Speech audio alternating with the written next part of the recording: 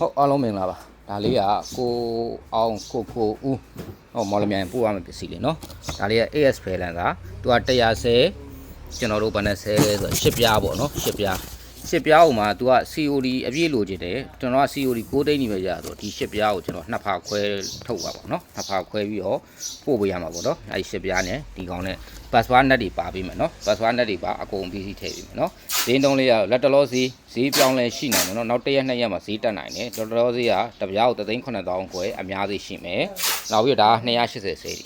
နော်280ဆယ်လဲကျွန်တော် password net ပေးမှာနော် password net အကုန်ပြီးစီးပေးမယ်280ဆယ်ကပဲဈေးလဲဆိုလက်တလောဈေး3,300နော်3,300နောက်1ရက်2ရက်နေရင်ဈေးထပ်ပြောင်းမှုရှိတယ်နော်ဟုတ်ဒါလေးတွေပါဒါလေးကကျွန်တော်ကိုမပို့ခင်စစ်ပေးတာဆိုလို့ကျွန်တော်စစ်ပေးထားတာနော်ဟုတ်ဒါသူ့ original ဖားပေါ့နော်သူ့ original ဖားမှာလဲကျွန်တော်တို့ရေးထားတယ်နော် date တွေရောသူ့ရဲ့